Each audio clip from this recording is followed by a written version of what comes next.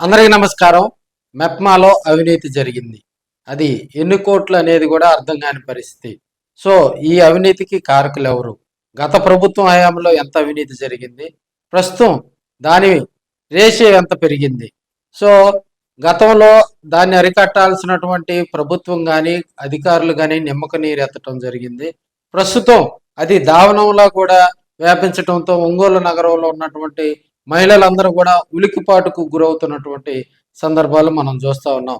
దీనిపై స్పందించినటువంటి ఒంగోలు ఎమ్మెల్యే దామచర్ల జనార్దన్ మంత్రి పొంగూరు నారాయణను కూడా కలిసి ఈ మెప్మాలో జరిగినటువంటి అవినీతి దానికి సంబంధించి కూడా మరి లోతైనటువంటి దర్యాప్తు విజిలెన్స్ ద్వారా కూడా లోతైనటువంటి దర్యాప్తు జరపాలని కూడా ఆయన మరి మంత్రిని కలిసి కూడా విన్నవించడం జరిగింది. అయితే ఈ మెప్మాకు సంబంధించి జరిగినటువంటి అవకతవకల మీద కూడా ఒంగోలు ఎమ్మెల్యే సీరియస్ అయ్యారు.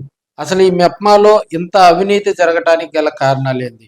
ఒక ఫేక్ గ్రూప్ను క్రియేట్ చేసి ఇక్కడ మెప్మాలో కూడా ఆర్పీలు, రీసోర్స్ పర్సన్లు, కమ్యూనిటీ ఆర్గనైజర్లు, అదేవిధంగా మనకి సిటీ మిషన్ మేనేజర్లు, ఈ ముగ్గురు కూడా మెప్మాలో రాజ్యం వెళ్తా ఉన్నారు. వీరు ముగ్గురు చేసేటువంటి పనులు మరి ఒక పీడీకి తెలియకుండా, ఆ కార్యాలయ సిబ్బందికి తెలియకుండా ఇన్ని కోట్లు పక్క దారి మల్లుతయ్యా అనేది కూడా అక్కడ అగమ్య గోచరంగా తయారైందని కూడా తెలియజేసుకోవచ్చు.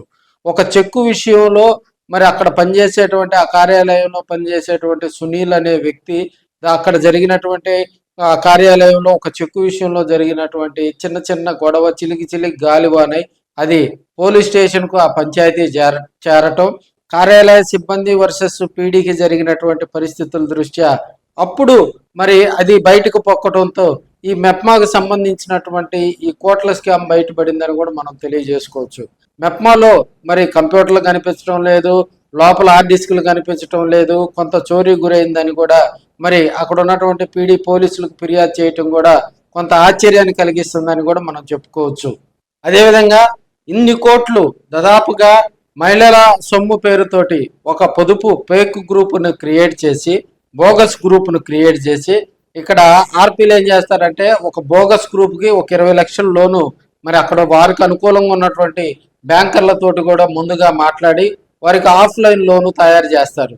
సో ఈ తతంగం అంతా కూడా మనకి రీసోర్స్ పర్సన్స్ ఆర్పీలు, అదేవిధంగా కమ్యూనిటీ ఆర్గనైజర్లు, సిటీ మిషన్ మేనేజర్లు వీరి ద్వారా కూడా మరి అది మొత్తం కూడా ప్రాసెస్ అయ్యి మనకి ఒక పొదుపు గ్రూపు డైరెక్ట్గా వెళ్ళి బ్యాంకుకి వెళ్ళి లోన్ తీసుకోవటానికి కూడా దానికి సంబంధించినటువంటి మరి కాగితాలు, దానికి సంబంధించినటువంటి ప్రాసెస్ కూడా ఈ ముగ్గురు చేతుల్లో కూడా వెళ్తుంది కాబట్టి సో అక్కడ బ్యాంక్ మేనేజర్లు కొంతమందిని గుప్పిట్లో పెట్టుకొని ఈఆర్పీలు దాదాపుగా సపోజ్ ఒక 20 లక్షలు లోన్ చేశారనుకో, దాంట్లో ఒక 10,000 చొప్పున కూడా ఆ గ్రూప్ లో 10 మంది కనుక్కుంటే ఒక్కొక్కరికి 10,000 చొప్పున స్లమ్ ఏరియాలో ఉన్నటువంటి లేడీస్ని టార్గెట్ చేసి వాళ్ళకి 10,000 చొప్పున కూడా ₹1,00,000 వాళ్ళకి ఇచ్చేసి దాంట్లో ఈ ఆర్పీలు మరి మనకి మేనేజర్లు, అదేవిధంగా కమ్యూనిటీ ఆర్గనైజర్లు వీళ్ళందరూ కూడా ఒక 3 లక్షల నుంచి 4 లక్షల వరకు వాళ్ళు వసూలు చేసుకునే మిగతా డబ్బంతా కూడా మిగతా సొమ్మంతా కూడా మరి అక్కడ కొంతమంది తోటి కుమ్మక్కయ్యి ఆ డబ్బులు కాజేశారు.